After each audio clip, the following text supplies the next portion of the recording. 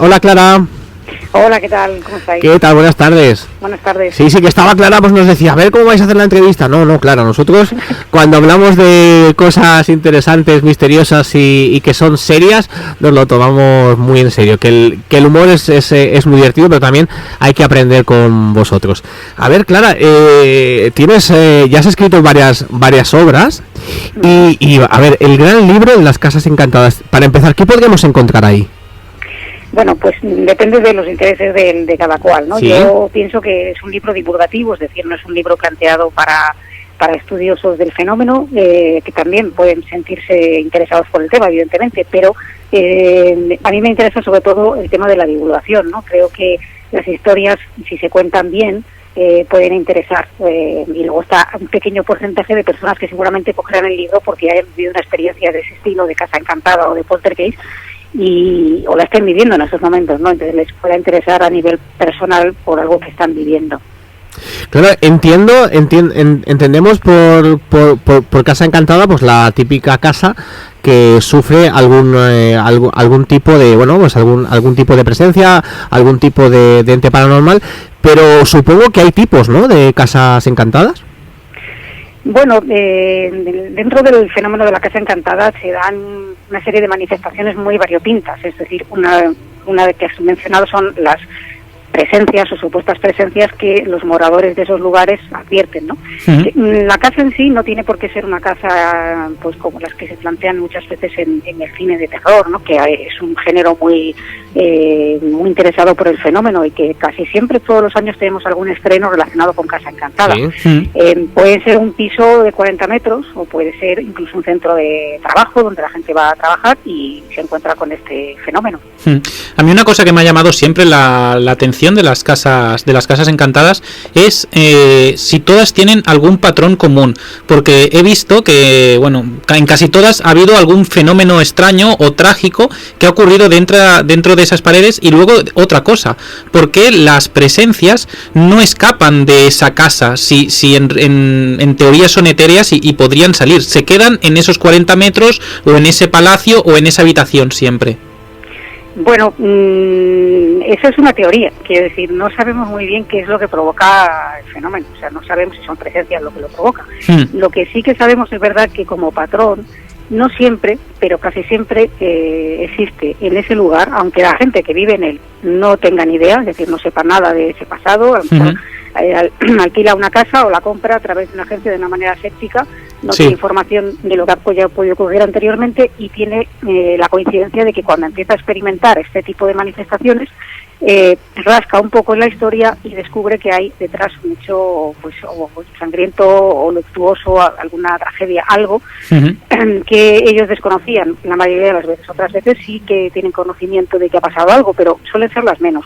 Eso es una de las características de la Casa Encantada. Y luego hay otra, y es que casi siempre, pues cuando hablo con las personas afectadas, me cuentan cómo llegan a esa casa, ¿no? Que eso es muy interesante, porque casi todas acceden, pues porque o bien el alquiler era mucho más barato de lo normal, o esa casa, pues por lo que sean los inquilinos, no pasan demasiado tiempo, es decir, que hay un trasiego de personas que han vivido allí porque van rotando cuando aguantan, básicamente, y que esas características, claro, se cumplen más, sobre todo cuando la casa es en alquiler, porque la gente puede marcharse con más facilidad que si es en propiedad. En propiedad cuesta más deshacerse de ese lugar, ¿no? Claro, el caso más paradigmático, porque ahora que estabas hablando, pues evidentemente me viene a la mente Amityville, o sea, es el caso que cumple todas estas características, ¿no? Casa que está genial y que tiene un precio mucho más bajo de lo normal, ¿no? Sí, se da mucho esa circunstancia, ¿no? Que hay gente que a lo mejor pues tiene esta situación, ¿no? Es decir, pues bueno, la cogen no porque les guste especialmente, sino porque su presupuesto es lo que les permite, ¿no?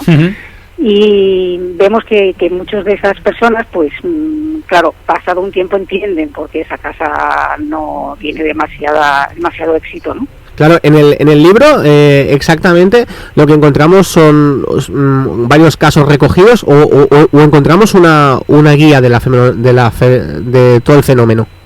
Pues hay un poco de todo. Hay una parte que digamos es donde se explica un poco qué es la Casa Encantada, con diferencia del Poltergeist, que también se recogen casos de Poltergeist en el libro. Luego tenemos las manifestaciones principales que se pueden encontrar en esas casas, aunque no se cumplan siempre todas. Es decir, es una fenomenología tan variada y tan amplia que normalmente ha recibido el nombre de gran fenómeno, porque se concentran muchos microfenómenos juntos, que para el investigador es muy interesante porque no tiene a veces ocasión de observar ese tipo de fenomenología toda junta, ¿no? Y luego hay una serie de casos que se han recogido de mi archivo personal, pues es una selección de ellos, ¿no? De los que me han parecido más interesantes, que he tenido contacto con todos los testigos que han experimentado estas experiencias. He visitado muchos de esos lugares. Algunos hay que, los menos, hay que no he podido acceder al lugar o porque está fuera de España, son sitios emblemáticos de otros países, pero sí que he tenido contacto con investigadores que han estado allí, que han recogido esos testimonios y que conocen el tema. Y luego hay una parte, digamos, final, que son un poco las teorías o las posibles explicaciones que se le dan al fenómeno y algunas recomendaciones para quien le toca la lotería, en este caso negativa. Bueno, lotería. y claro, Clara, porque tú vamos a recordar que te has recorrido España entera con la revista Más Allá, con Cuarto Milenio, o sea, has hecho una ruta completa de las casas encantadas. Y de los casos en los que has estado, que supongo son muchos y muy variados, ¿cuál es el caso que personalmente te ha impactado más? Pues es que esta pregunta me la habéis hecho todos. Sabes que estoy haciendo alguna entrevista estos días por el tema, me lo preguntáis todos y es que me cuesta mucho trabajo quedarme con uno. Es complicado. Porque todos de alguna forma me han impresionado, si no, no estarían en el libro. De hecho, ya tengo que en el libro he desechado otros muchos casos, primero porque me han parecido explicables o porque me han parecido incluso fraudulentos directamente. Sí. Y los que me han parecido que tenían mucho interés, pero no podía contarlos porque no tenía autorización ni siquiera con seudónimo, pues los he tenido que dejar también en el tintero. Entonces, claro, todos los que están son aquellos que a mí, desde luego, me han impresionado, ¿no? Podría decirte que, por citar alguno, ¿no? Pero hacia esa curiosidad vuestra, pues que hay muchos, ¿no? Pero hay uno, por ejemplo, que a mí me impresionó por cómo, primero porque hay como una especie de mito, ¿no? En que esto, pues eso, ocurre en lugares, pues más bien deprimidos, donde la gente no tiene mucho dinero, etcétera, pero también ocurre en barrios elegantes y de dinero, ¿no? Y es uno de esos casos, ocurre en el barrio de Salamanca, en plena Milla de Oro, donde unos amigos alquilan, entre varios amigos, alquilan un piso en esa zona, un piso de calidades excelentes, totalmente reformado, luminoso, exterior, en fin, el piso que todo el mundo querríamos tener. Sí. Pero que al entrar a vivir, pues ellos empiezan a experimentar cosas que, sin desvelar mucho la trama, vamos a decir la trama real, ¿no?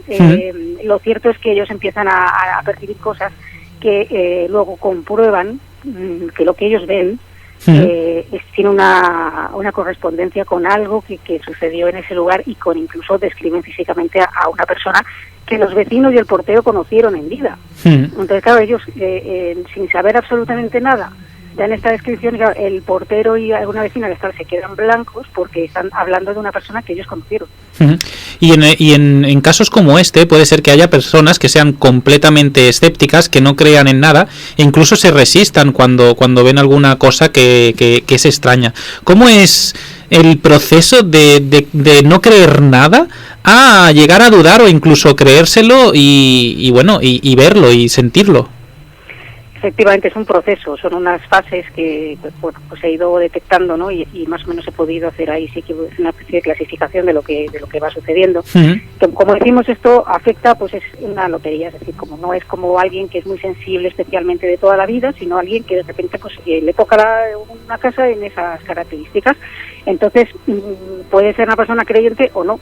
En el caso, lo normal es que las personas primero tiendan a tener la fase de la duda, ¿no? Es decir, aquello, primero lo niegan, ¿no? Es decir, que lo que está pasando no, eso no es, eso es una tontería, eso es explicable, eso ha sido no sé qué, eso ha sido, pues tú te encuentras la luz encendida un día y bueno, pues me la habré dejado encendida, pues intentando justificar lo que pasa, ¿no?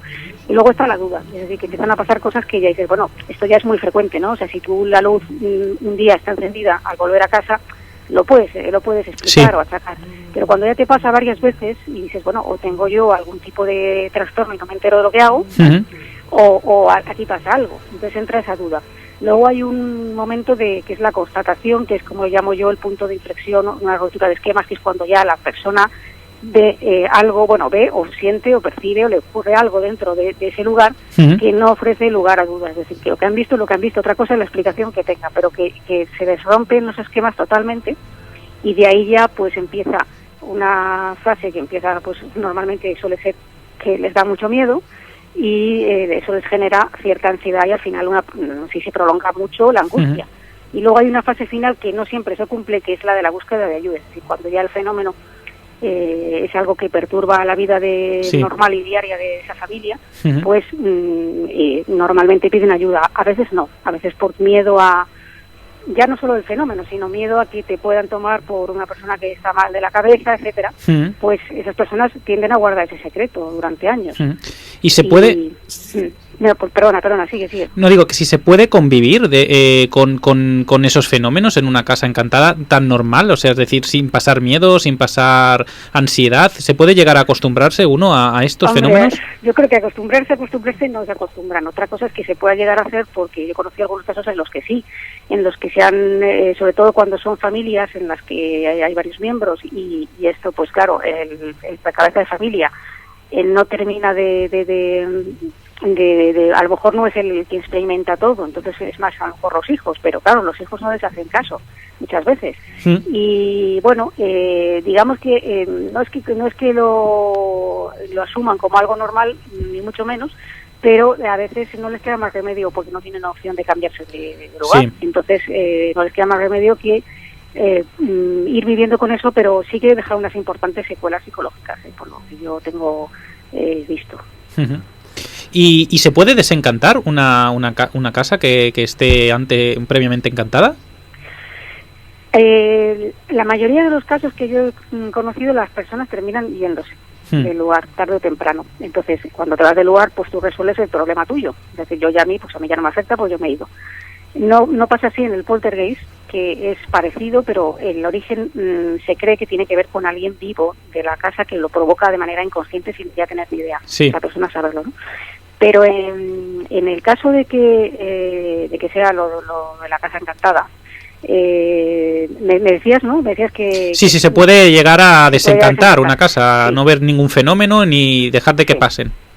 Claro, si se van, pues evidentemente eso queda ahí, para el siguiente que venga. Sí.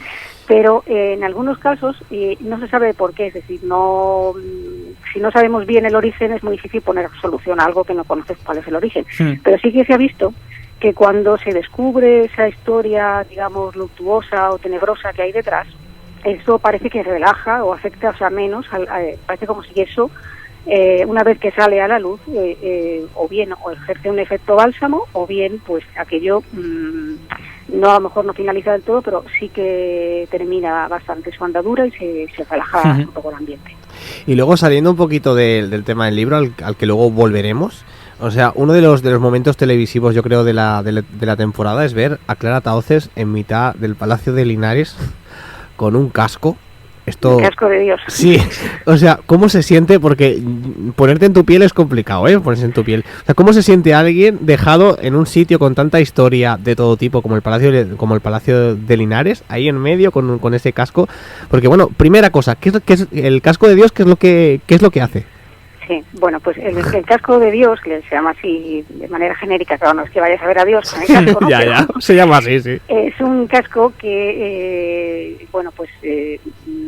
lo tiene en España, lo tiene, por ejemplo, el doctor Gaona. El doctor Gaona fue quien dirigió un poco esta historia en el Palacio de Linares, y yo pues me ofrecí, yo encantada de probarlo, y más de la mano del doctor Gaona, que es un médico psiquiatra, pues que ofrece para mí toda la confianza. A lo mejor con otra persona no me hubiera tenido, tengo que decir, ¿no? Entonces, esto lo que hace es que te estimula los lóbulos temporales, el de derecho y el izquierdo, de maneras alternas, con una serie de corrientes que te dan en el lóbulo, a fin de que, en principio, no es mi caso especialmente, tengo que decir, pero hay personas que cuando se lo han puesto y se estimulan estas zonas, sobre todo, tienden a, o bien tener experiencias, extracorpóreas, ¿no? Sí, tipo místico. Del cuerpo, o la sensación de que tienes presencias que en en ese momento como si notaras que hay alguien detrás de ti, o incluso sí. hay gente que ha tenido ciertas visiones, entre comillas, ¿no? De cosas que pudieron suceder en ese lugar. Como digo, pues no es mi caso concreto. Yo lo que sí percibí, tengo que decir, es una especie de livianez, un poco en el cuerpo, y también la sensación de tener el oído como hiper desarrollado, es decir, yo podía escuchar todo, sabía muy bien, aunque no tuviera visión porque tenía los ojos tapados, podía oír todo con mucha claridad y saber de dónde venía. Entonces, bueno, la sensación es extraña porque yo no me había sometido a eso nunca, evidentemente, ¿no? Y bueno, luego pues sí que al día siguiente notaba yo pues como un fuerte dolor de cabeza, claro. Pero es una experiencia, bueno, que no está mal para probarla, ¿no? Porque ya te digo que hay casos en los que no es el mío en concreto, pero que han tenido una serie de experiencias que se pueden generar, digamos, artificialmente con ese casco. ¿Y pasaste miedo? Porque yo en tu lugar me imagino allí con aquella oscuridad, con el casco puesto. ¿Cómo lo pasaste? No, bueno, miedo no. Yo es que no sé si, bueno, hay muchas cosas mejor no mencionarlas. Claro. O sea, que en plan de no, yo no tengo miedo de nada y resulta que un día te das un susto de muerte, ¿no? Pero en este caso concreto yo no tuve esa sensación de miedo. Sí que tuve la sensación un poco pues de estar, claro, con los ojos vendados en un sitio que tú sabes, porque tú ya no ves nada en ese momento, pero tú sabes dónde estás. Es un sitio, un espacio muy abierto en medio de esa estancia tan grande, ¿no? Es verdad que el palacio pues tiene esos componentes que es un sitio muy sugestivo, ¿no? De cara a pasar allí un cierto tiempo.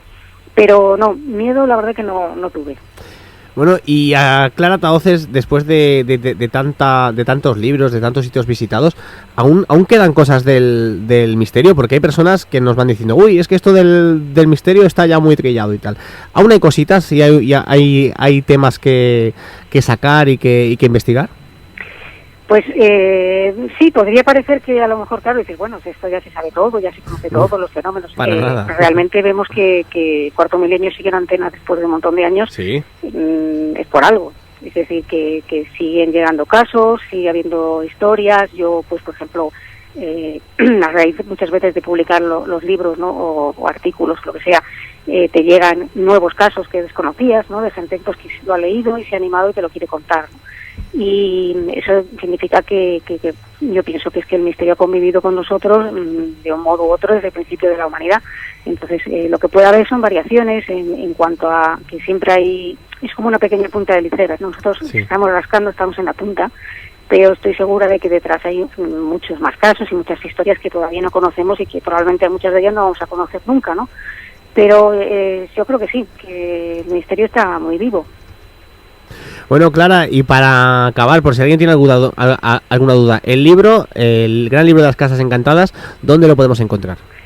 Bueno, pues en principio en grandes librerías, grandes almacenes que tienen librería, o si no, pues también queda la opción de pedirlo por internet, que eso también funciona muy bien.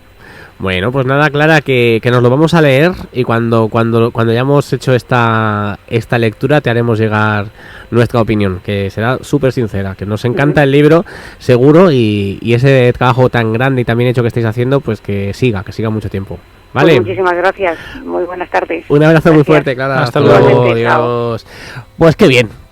Me lo he pasado muy bien, se me ha hecho muy entretenido. Hemos estado casi media hora. Sí, porque el tema es que es muy interesante. El tema, ya sabéis. Y además, hablando de casas encantadas que tenía, pues realmente eran dudas que yo tenía dentro, y a alguien experto como Clara Tahoces, que ha escrito un libro sobre ello, pues ha sido una muy buena opción poderla tener aquí y preguntárselo y que nos conteste de primera mano. Suscríbete en YouTube a La Ciudad Escondida en claratahoces.com.